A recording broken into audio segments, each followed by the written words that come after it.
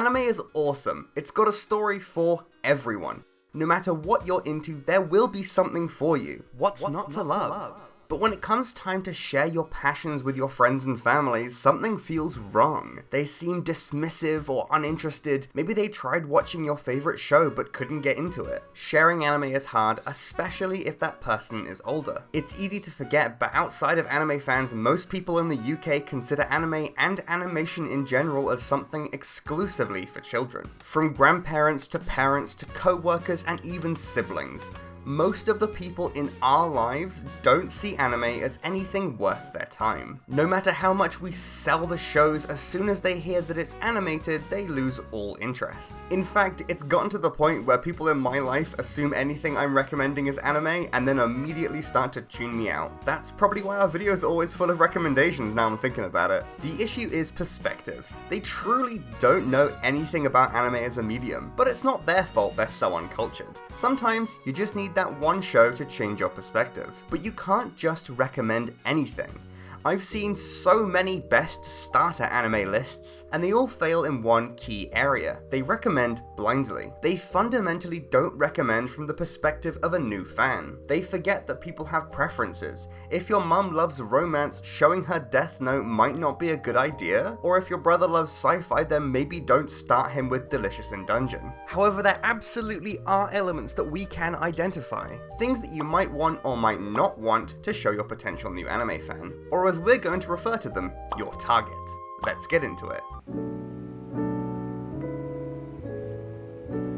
Before we get to the recommendations, let's work out what we do and don't want to include. Let's start with what we don't want. For the sake of example, I'm assuming the prospective anime fan is from England, but you can extrapolate the ideas to the general sentiment from your own country. Your average English person doesn't know shit about Japan. Like, seriously, most people I know don't know anything about most other countries, so we should avoid any anime set in contemporary Japan.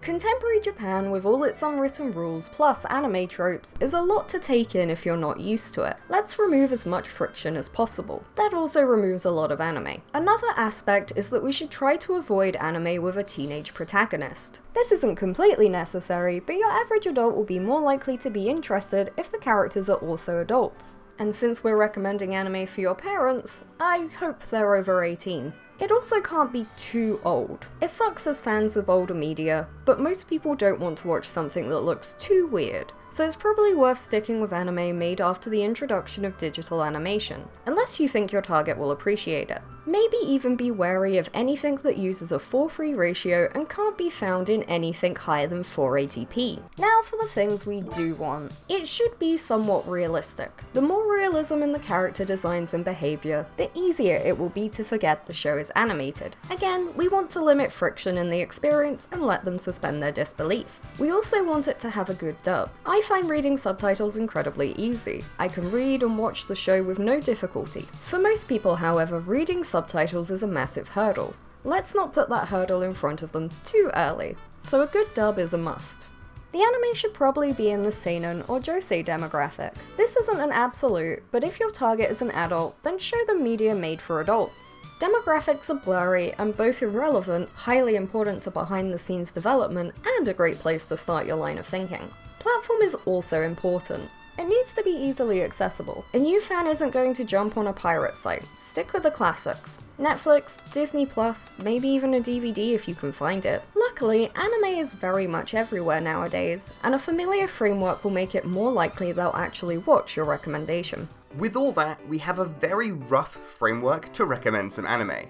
And yes, I do personally think about all of this before recommending something to someone. It's unlikely that we will be able to find shows that perfectly match with someone, and we'll probably end up breaking the guidelines, but that's part of the fun. Finding something that could change your target's mind on anime. Once that first step is overcome, the next recommendation should be easier, and the one after that, even easier.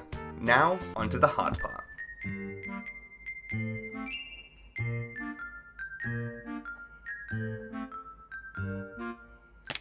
Let's start at the beginning of the alphabet and the top of the box office rankings. Action as a genre can cover anything from Inception to Edge of Tomorrow, or even Sharknado. For your average action fan, I'm imagining they enjoy the high-stakes gunfights of John Wick or the globe-spanning adventures of James Bond. That very standard spectacle, violence, and underdogs. So if your target is like this, then let me recommend Black Lagoon. A series written and illustrated by Rei Hiroe and adapted by Madhouse, so you know the animation is gonna be incredible. Black Lagoon stars Rock, a Japanese salaryman who gets kidnapped by pirates in the seas of Southeast Asia. He's desperate to get out of the situation before realizing these pirates treat him better than the company he works for. Indeed, Rock, very relatable. He then abandons his old life to join said pirates. It's got violence, guns, a multicultural cast of amazing characters, and a fantastic English dub. Dutch, this is a pain in the ass. I say we kneecap this pussy. It's awesome to see the straight-laced Rock crash up against gangsters, drug dealers, and mercenaries. Plus, girls with guns are always cool. It should be a tone that's familiar to your action fan. Our next recommendation is along a similar line. Jormungand, the anime, not the giant snake, is a manga written and illustrated by Takashi Keitaro. The anime adaptation was done by White Fox. The series follows an arms dealer named Coco and the crew of mercenaries paid to protect her. Most of the crew are former child soldiers, and one, Yona, is currently a child soldier. The action is fantastic. It has that globe-spanning military vibe that Japan does so well. I am personally wholly uninterested in English or American military stories, but if it's in the form of anime and manga, it's fantastic. The desire to emphasize any one country as the most moral is less prevalent, and they tend to focus more on East and Southeast Asia, which is refreshing to us as British people. Hopefully your target will feel the same. Emphasize the aspects of action they seem most interested in. It could be morally grey characters, a focus on military tactics, or maybe the horrors of war. When recommending anything, it's important to remain centered on your target's wants and not your own. Use phrases like, "You'll love this," and "It's just like X thing you like." Maybe even, "I heard of this and I thought it would be right up your alley." Wanting to share an experience should be mutual, but as the person asking someone to do something, you're the one with lower emotional input. Bonus action option. We just started watching Lazarus, only one episode in, but the action is awesome, and the dub is great, so that's another option. It's also set in a vaguely Western setting. Could be America, could be Mars, not sure yet.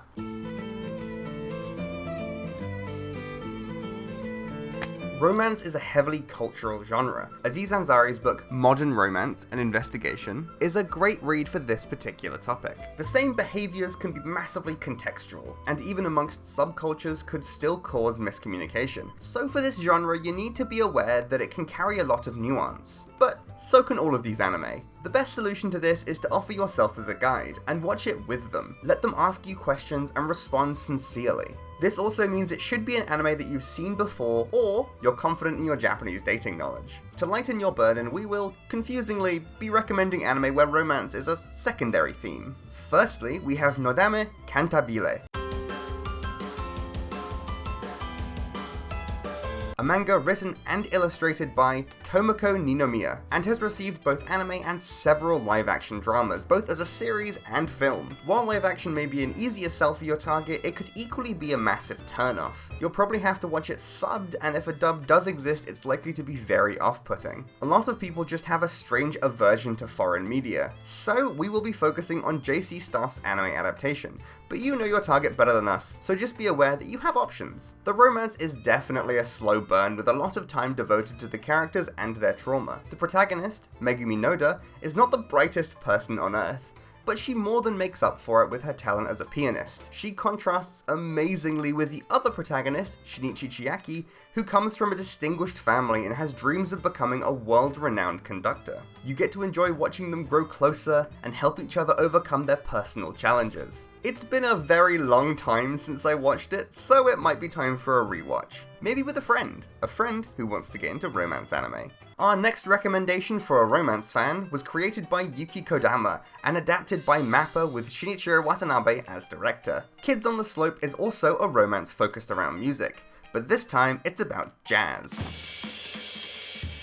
It also has a 2-hour-long live-action film adaptation if you can't get your target to commit to a... well, actually it's only 12 episodes, so a little less than 5 hours? Kids on the Slope does star teenagers, so maybe we need to start some kind of broken our own rules counter. We'll put it, like, here in the corner.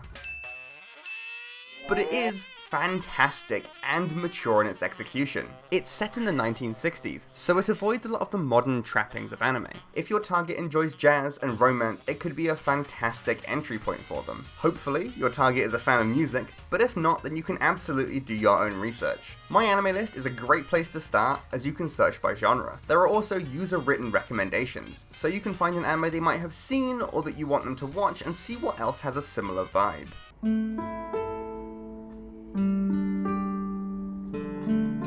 Mystery is a pretty broad category, and diverges quite a lot depending on its target audience. So we have 3 vastly different mystery shows to recommend, and you can just pick whichever would suit your target the most. Naoki Urasawa is not only a behemoth of manga, but one whose art style is immediately recognizable.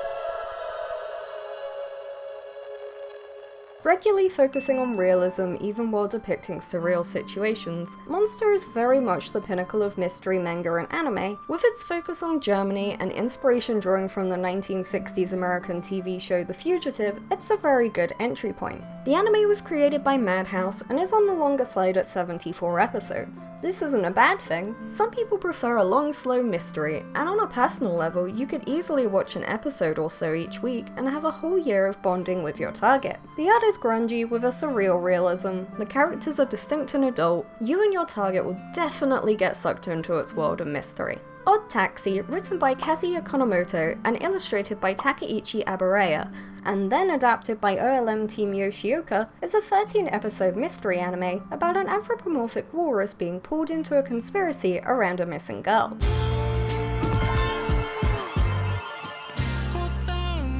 Almost entirely inversely to Monster, it is very unrealistic in terms of design, and the animal characters may read heavily as cartoon for children to your target. However, it's so pretty to look at, and the animals all behave realistically, which is to say, like humans. It's giving Durara a little bit, with its interconnected cast of characters all living their lives in the city.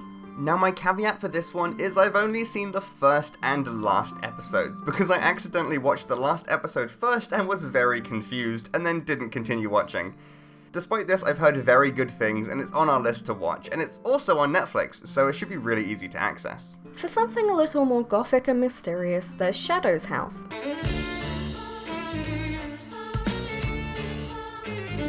Written by the duo Somato and adapted by Cloverworks. We break our own rules once again because the main characters are children. However, a large part of the mystery is in what happens to the adults in this strange mansion populated with soot-emitting shadow people. This has a more supernatural vibe to it, which could be exactly what your target likes. Its unease is very traditionally gothic, with its weird house, twisting gardens, and strange hierarchies between the shadows and their servants, the dolls. There are 2 13-episode seasons, and the manga is ongoing. I really enjoyed the first season, and even though Miliko is a ditzy girl, her curiosity and tenacity are endearing enough to want to see it through.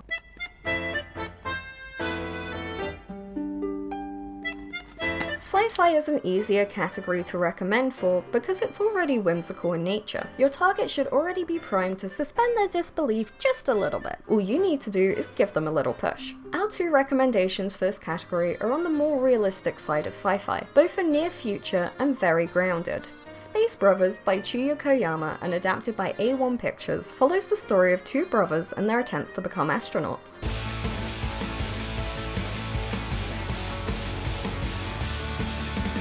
Set in the distant year of 2025, it has a glorious 99 episodes, which covers about the first 180 chapters of the manga. This will be a great one to also get your target into manga because it only got those 99 episodes and the manga is ongoing. However, sci-fi fans should be used to disappointment, so it's chill. Although Koyama has expressed wanting the anime to continue after the manga ends, that was over a year ago, and the manga is still ongoing. Maybe your target will catch up just in time for that new season. It's so worth a watch if your target is into modern-day space exploration efforts.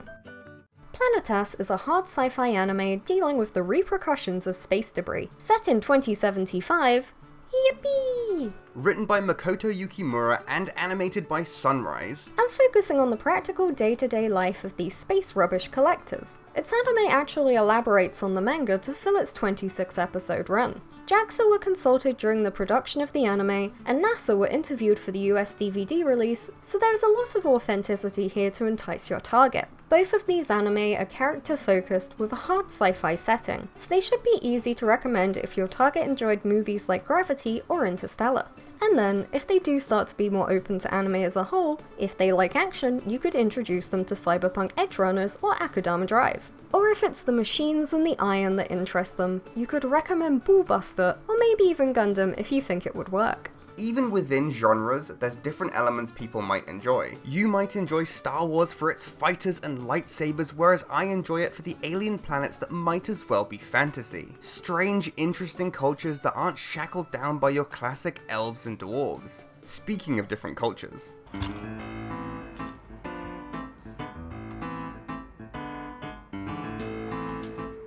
Historical settings are always a fun time, even if they absolutely weren't a fun place to live in. Much like the world of Orb, the Movements of Earth.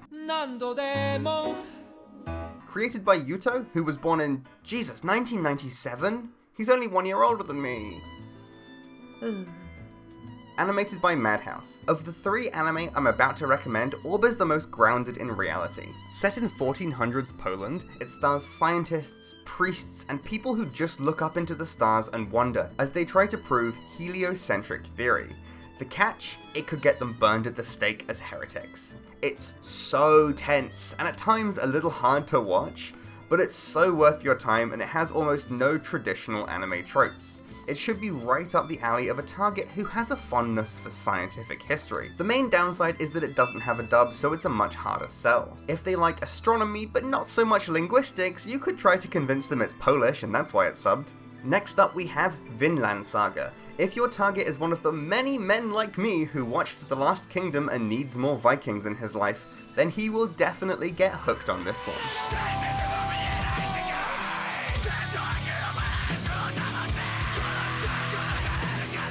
Written by Makoto Yukimura and animated by Wit Studio and then Mappa, the story spans countries and kingdoms. It's gritty and violent on its exterior, but don't let that fool you. There's a heart in there and it's trying to say something. Season 1 is very much a prologue to get you in the right frame of mind for it to ponder its own perspective. Because of this, I saw a lot of teenagers drop the show in its second season.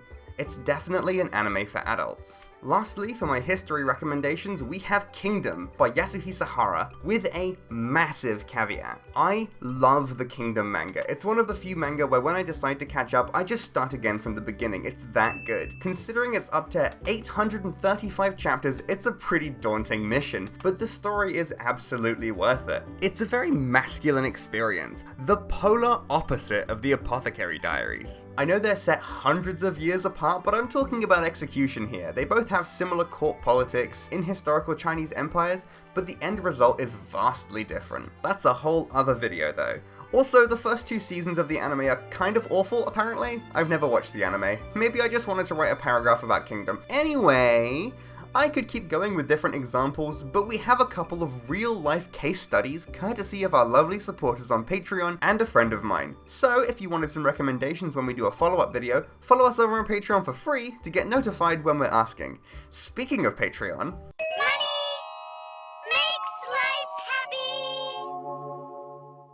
This next recommendation is specifically for a friend of mine who recently told me that he used to watch anime as a teenager, with shows like Death Note and Code Geass, but can't get into anything new because of anime's tendency to have cringy dialogue. Hey, what the fuck? You got a fucking problem? This is an amazing case study because he's very casual with anime. Of course he doesn't know the difference between shonen and seinen. He's an adult now and has adult tastes, but if all he's being recommended are shonen anime aimed at teenagers, then of course he's not gonna like them. I know he likes action and fantasy. From the anime he used to watch, a bit of mystery wouldn't be a bad idea. So my recommendation is Dungeon Meshi, or Delicious in Dungeon. written by Ryoko Kui and adapted into animation by Studio Trigger. Set in a pure fantasy world with dungeons and dragons and all, it follows a group of adventurers who are somewhat on a journey to save a member of their group. Forced into the dungeon with urgency, they are unable to acquire enough supplies for the trip and have to do something radical. Eat the monsters. That's gross! Ew, no! I don't wanna! The world building in this anime is as deep as the dungeon in it, with a lot of speculative gastronomy. While a lot of the meals are based on Japanese food, not all of them are, and they're very thoroughly explained, so the cultural context doesn't affect it too much. It's funny but not cringy, the action is fluid and entertaining, the world building leads you as the viewer to ask the same questions as the characters. You're left wanting to know more about the world and the people who live in it. The dub is also fantastic and easily accessible on Netflix. The first season is 24 episodes and the second season has been announced to happen at some point, so you have time to catch up, Alex. The next recommendations are for Vera over on Patreon. They mention their dad mostly watches Family Guy and Archer, and their mum reads almost exclusively murder mysteries. So let's see if we can find something each of them will like. For their mum, we unsurprisingly recommend the Apothecary Diaries. If you've seen our video on it, you'll know we're big fans. Written by Natsu Hyuga and adapted into animation by Toho Animation Studio and OLM, it breaks a few of the guidelines by not being visually realistic, but makes up for it by having very realistic mysteries and a focus on topics that women, but especially mothers, will be intensely familiar with. Childbirth, motherhood, beauty, and the place of women in the world. Its setting in historical China also means it's a great starting point. Your target doesn't need to know anything about the setting. The protagonist Mao Mao is an outsider to the world of the inner palace and helps teach the audience any social context we might be missing. Historical settings to someone who knows nothing about the culture and country in question might as well be low fantasy. Emphasize that it's a medical murder mystery show with a historical setting. You can also pull on the feminine viewpoint and the vague romance. Pick the elements you think your mum will like. Honestly, I think it would be hilarious if you bought her the light novels to read. For their dad, we have two options. Because he likes American Dad and that style of American comedy, I reckon you could get away with Space Dandy by Studio Bones. It's got stupid humour and an especially fantastic dub, but that's only on the surface. If you get past the silly exterior, Space Dandy is genuinely one of the most amazing anthology series I've ever watched. The directorial and animation staff is stacked with industry veterans, and that comes through in every aspect. Some episodes are stupid and silly, while some are high concept and contemplative. As it's an anthology, the show resets after most episodes, which allows for true creative freedom from its writers. A concept your dad should definitely be familiar with. On the other end of adult comedy, he enjoys Archer. Archer lines its overarching plots with humour. Because there's no reset button after each episode, there are limits to what can happen, but it also allows for more character development. A direct comparison doesn't work so well. Most spy anime are more serious in tone, and most linear comedy anime are for a teenage audience. So for this, I'll go with the shotgun approach, and hopefully something will stick.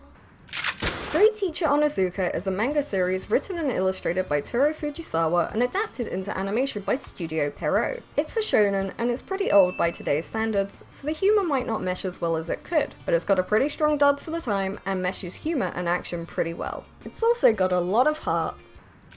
Hinamatsuri was written and illustrated by Masao Otake and adapted into animation by Studio Feel. Its absurd comedy is laugh-out-loud funny, starring a bumbling yakuza and a psychic. The shenanigans are off the charts. This one is seinen, but stars a younger character and is set in modern day. With Japanese school and yakuza social hierarchy systems, it's a hard sell to get someone into anime, but I'm grasping at straws here. Uramichi Oni-san by Gakukuze and adapted into animation by Studio Blanc is another laugh-out-loud series, but instead of wacky humour, it is from its painfully realistic dialogue. This one is also set in modern day, but it's really good, so watch some clips and you'll know if your dad will like it.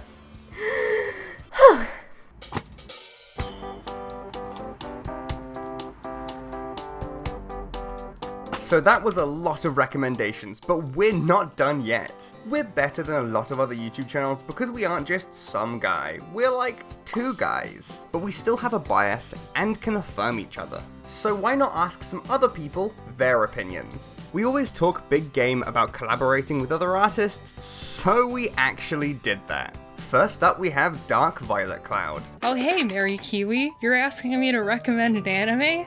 I wonder which anime I'd recommend. Made in Abyss is an incredibly hard watch, but I think I thrive off of pain. If you want an emotionally devastating show that's full of mystery, wonder, pain, and hope, buckle up, because you're going to be in for a wild roller coaster. It reminded me a lot of Jeff Vandermeer's Southern Reach novels when I first watched it. Made in Abyss is a series where the longing for adventure truly never stops. It's a series that also doesn't pull any punches. The protagonists may be young, but they do not have any sort of plot armor. The series is full of juxtapositions, one of which being that these kids are forced into survival situations that even adults can barely stomach. There are themes of having to grow up early, bodily autonomy and what happens when autonomy is taken away, and how to deal with the loss of a loved one. I'd recommend it to anyone who likes things such as Berserk, Fear and Hunger. If you like fantasy mysteries with a sense of cosmic horror and are okay with really dark subject material, I recommend at least checking out the first episode. But again, I must stress, make sure that you're okay with dark stuff because it gets really heavy. If you want something that's lighthearted and still hits you in the feels, I have been obsessed with the manga Shiba Inu Rooms. It's technically a shonen manga, but it's written in such a mature way. This series is about ghost dogs who are bound to an apartment that they live in, but can ascend to heaven under the right conditions. This one chapter tackles the idea of grieving over a lost loved one while still cherishing their memory, and I legitimately cry every time I read it. If I can describe the series in one word, it would be thoughtful. I find it particularly resonant because as I reach my mid-20s, I think about how my family is aging and someday they'll be gone. And as the landlady says, I need to turn the cotton candy strands of fleeting memories into hard candy before they blow away in the wind. I'd recommend this series to absolutely anyone, but especially adults. Thank you so much for reaching out to me to collab. This was a ton of fun and I would love to do it again someday. Made in Abyss is maybe not the most ideal first anime, but maybe a few down the line, or if your target has that very particular taste, I can see his recommendation ticking someone's box. Relating it to a book series is also a great way to prime your target for something a little more abstract. I can see someone who liked Netflix prestige shows like Stranger Things or Sense8 vibing with Made in Abyss. Recommending manga is something we avoided for the most part, but if your target likes comics, it might just be you're in. Or even if they like Instagram comics, you could throw some 4-koma their way. This recommendation also worked on me because I decided to read the first chapter, which is free thanks to Viz Media, who haven't sponsored us, even though I asked really nicely. It reminds me a lot of the webcomic about death. The combination of humour and sincerity also seems like it'd be great for someone who likes the UK TV show Ghosts, but if they were all dogs, not historical characters. On to Kamen Rider Lambda and his take on anime for adults. Anime for adults. To be honest, hearing this from Mary Kiwi was really confusing because on one hand, while anime always gets the anime is for children stigma around it, nowadays it's completely differentiated itself from it. The best ones I can recommend are the ones that I've actually covered in my Horde Henry and Belfort and Lupin video respectively, Requiem of the Rose King and The Rose of Versailles. So I want to get this out of the way by immediately saying if you see a manga with the word rose in it, it's automatically peak. Requiem of the Rose King is pretty simple because it actually translates Richard III and Henry VI Shakespeare plays into anime adaptation, following the king of Richard III, who not only has to cope over the fact of his father's death from the rival army, but also for the fact that he is an intersex man who is shunned by his mother and has refused to be heir due to his body. I'd call Requiem of the Rose King an adult manga because it has more ties to that of dramatical series such as Peaky Blinders and Game of Thrones. And over in France, we have The Rose of Versailles, which, for people who don't know or are not too keen on manga, is one of the most legendary shoujo mangas of all time. And luckily, TMS Anime, the people who put Sonic X on YouTube, are now putting the series subtitled on YouTube in English and several other languages such as Spanish and French. Go check them out immediately. The anime captures the vibes of 80s anime with its slow animation, its beautiful art style, and the way it moves so 80s-like, and the manga is amazing. It not only shows the beauty of Versailles in France and the romanticism of nobility, but also the glory of shoujo. I mean, Ryoko Ikeda literally was a part of the Year 24 group. She's a pioneer. I made a video on that too. So The Rose of Versailles can be considered an adult anime because, like Requiem of the Rose King, it focuses a lot on its drama, its real historical conflicts. I definitely recommend these series a lot. But also, Mary Kiwi, thank you so much for having me. I've been eyeing to work with you guys since your Blue Flag that video, and I'm finally happy I was able to work with you, and I want to see what you guys published. Thank you so much for having me on. This is a great recommendation because neither of us considered YouTube as a platform in the context of this video. However, YouTube as an accessible platform might require a little research on your end. While a lot of episodes may be uploaded by non-official sources, some official ones are out there too. Sometimes it's only one episode, but that gives you an easy way to introduce them to a particular show for free. These are also unlikely to be taken down, so you can have confidence they'll still be there in a month when you finally worn your target down. A lot are region locked though. While we specify Josei and Seinen as good places to start as they specifically target adults, there are anime that straddle the lines of these demographics or may have concepts that will resonate more with your target. Banana Fish is a shoujo, but if you knew someone who really liked Hannibal, I reckon you could have an in there. Every female Hannibal fan is a potential Fujoshi, and we are easy to lure. I mean they. Lastly, for our recommendations, we found a small penguin. So PenPen, what recommendation do you have for us? So I want to recommend the anime Uma Musume Pretty Derby to my old mate Martin. I'm going to run a half marathon dressed up as one of the characters from this anime. Growing up, we did some very crazy things inspired by Kuroko no Basketball and Free. We was able to go into the World Championship swimming, go and watch, and go and do some very silly things alongside of that. And I really do believe that Uma Musume Pretty Derby has that same sort of inspiring aspect. It has definitely inspired me to go do some running again.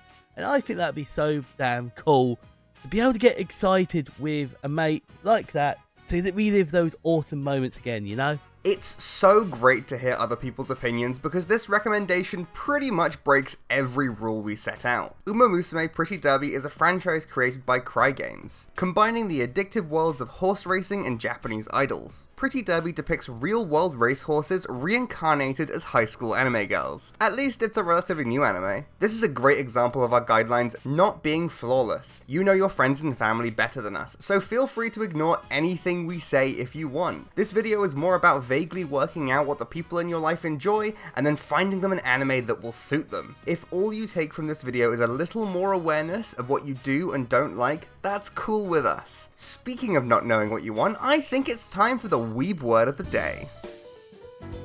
Omakase is a phrase you may have encountered if you've ever been to a fancy sushi restaurant or a Wagamama's. It's often translated as chef's special, such as in the aforementioned Asian-style Japanese restaurant. It actually means I'll leave it to you, and is more for the intimate, high-class environment of a sushi restaurant, where the chef will prepare a series of dishes for patrons based on seasonal ingredients and tastes. So in a way, you could consider this video an omakase, but for anime. You don't have to though.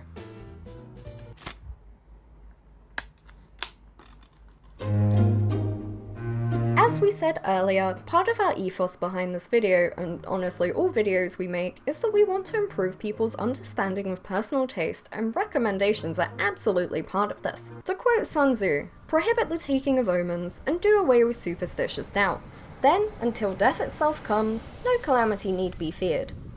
Anyway, this is going to come across a little simplistic. And if you find yourself going, well, yeah, of course, send this video to a friend who sucks at recommending you things instead. While we mostly worked by genre, you can go far more niche and recommend by trope. This isn't really something we can do for you, but we can give you a framework to start with. Start within yourself. Pay attention to what you find yourself drawn to in a narrative, not just anime, but film, TV, books, and anything else you may interact with. Now you have an idea, look a little to the left. Is there something that often coincides with this trope or theme? I think an example might help get the point across. Okay, say you like media with a double life. Anything from Hannah Montana to Breaking Bad could be something you enjoy. But is it the teenage drama or the sincere implications of identity fraud that intrigues you? Did you really hate that one part in Dexter where he starts fucking his sister but loved fake science about blood? Either way, you will love Shangri-La Frontier, an anime about a humble birdman who leads a double life as a Japanese teenager. Practicing this skill will help you build up the ability to intuit if you will like something within a short frame of time, maybe just an episode or two for anime. Not only will it make you understand yourself, it'll also make you better at recommending things, partially because you can recognize elements your target might like, and partially because you can quickly churn through anime to double check if it'll vibe with them, or if the quantity of fan service might be a bit too advanced for them. But how will I know what tropes my target likes, I hear you ask? Well, you gotta ask them. Or think about things they already like. Maybe stalk their letterboxd or mail. Break into their house at night and start alphabetizing their bookshelf by first name of author. Now you have a sense for taste, the next step is in finding other examples. For anime, Mal's recommendations are a great resource we already mentioned. I actually just assumed you all know what Mal is, but for the uninformed, Mal stands for My Anime List. It's an incredible resource for keeping track of your anime watching. We use it all the time. It has recommendations, reviews, forums, but also just has a massive database of anime and manga. Start by choosing a platform you know your target has access to,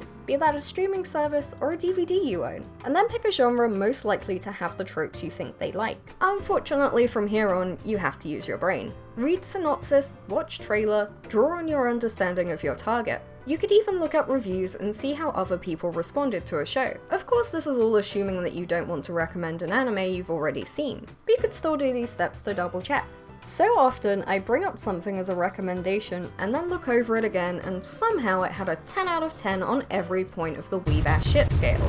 For those unknowing, the Weeb ass shit scale is a framework for recommending anime. The Weeb category is for things that would require advanced knowledge of Japan or anime to get. Ass is, well, ass, and tits. Shit is for general artistic merit.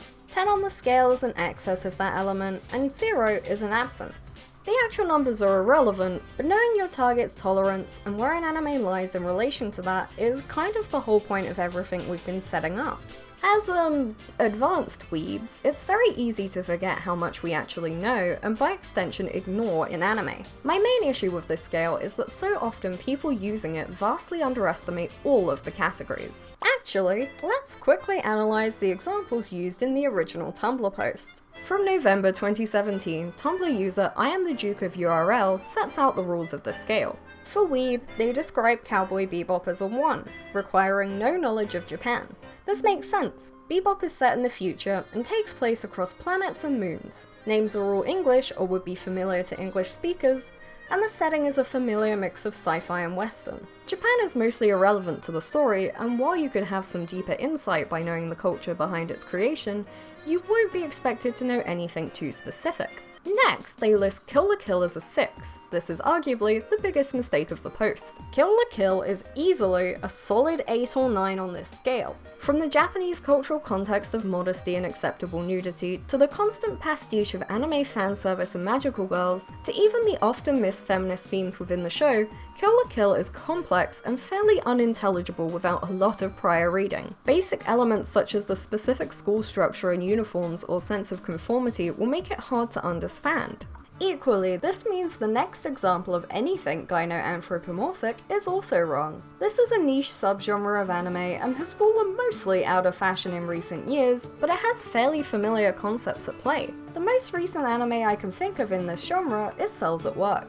The concept of your body being run by little animated guys is not only present in Western animation, it's been done several times over with Osmosis Jones and Inside Out. If your target was into biology, this would be a much easier sell than, say, Drugstore in Another World. On to examples of arse. The Duke uses Studio Ghibli as an example of a 0, but clearly this user didn't sit down to watch Pompoko with their family. It doesn't matter how much it ties into mythology, you just can't explain giant raccoon testicles in a way that doesn't seem insane. In general, Ghibli isn't as fanservice-y as your typical anime, but there is a tendency to portray all of the works as mindless, cozy fantasies and ignore the themes at play. Arguably this falls under Weeb more than ass, but I wanted to bring this up as an example of cultural variations and how acceptability isn't one size fits all, especially in the context of introducing family members. Because I also fucked up and showed my family Your Name, which has incredibly mild fan service I wouldn't even bat an eye at unless my dad was sitting 3 feet away from me. They don't give a specific example for shit, but they do list a rating in their final paragraph. Food Wars is a 4 on the Weeb, 6 on the ass, and 3 on the shit. Very different to how I would rate this. I have a big soft spot for Food Wars, and I love all of its parts. It has made me cry numerous times. However, I am aware that is a personal issue. No way is it a 6 on the ass. This is a solid 8. The first episode has imaginary tentacles molesting a character. Weeb is probably fairly low. I can see it being a 4. A lot of the cuisine is Japanese, but a lot is not, and the overall plot will explain dishes to the audience. The concept of a family-run food establishment is also common all over. Even the shonen-style food battles would be fairly recognizable to someone who's seen Bake Off or MasterChef.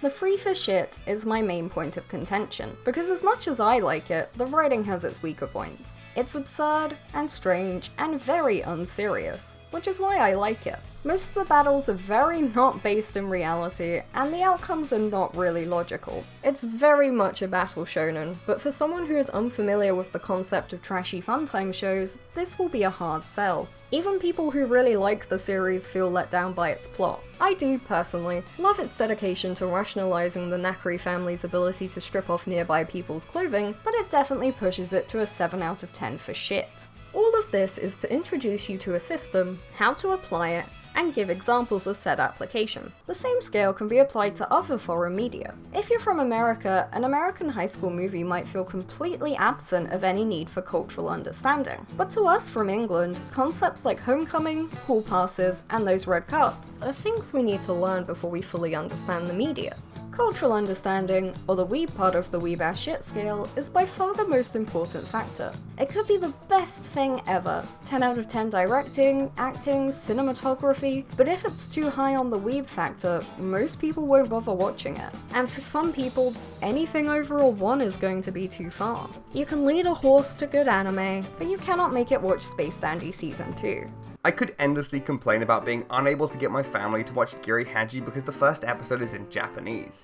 It's so good, go watch it. God, I really like recommending things. It's genuinely such a fun thought exercise, examining the media someone already enjoyed and then using that as a basis to find something you think they will enjoy. This video has 3 main goals. One is to help people with recommendations because, and I mean this in the nicest way possible, most people are shit at recommending media. I like it, therefore you should watch it is an awful metric unless that person's taste is exactly like yours. I watched it and I think you will like it is the best way to recommend. Hopefully we've done this by giving you a bunch of frameworks and examples to put in your tool belt. Second is, if this video does well then maybe we can do a little recommending series. You guys could ask us for recommendations for you or the people you know. On that note, if you do want to ask us for recommendations, the best way to do that is to follow us for free over on Patreon, so you know when we're working on another one. Lastly, it's to get better at recommending myself, because most of my recommendations get ignored, and while I understand why, it sucks. Thank you very much for watching. Thank you to Darkvioletcloud, Kamen Lambda, and PenPen for their additions to this video. It's great to have more perspectives. Check out Darkvioletcloud for the deepest of dives into Maiden Abyss. Leave your preconceptions at the door and let him guide you into the horrifying world of robots, curses, and humanity. Check out Kamen Lambda if you're into tokusatsu, furries, and LGBT history. Lastly, check out PenPen over on Twitch for penguin-based party game fun. All of their links are in the description. If you enjoyed this video or disagree with us, then let us know down in the comments. If you have any recommendations for someone or recommendations for us, then please comment as much as your heart desires, and also Patreon because, you know, we would like you on Patreon. We read all the comments, even the ones that irritate us. If you want to get a feel for the chaos going on behind the scenes, we streamed a bunch of the editing for this video over on the second channel, Merriest Kiwi, because I cannot sit still and that makes me sit still. Feel free to gently caress the like and subscribe buttons to push our videos on the algorithm, or share this video with your friends who need help recommending anime, and we will see you next time. Bye! Bye!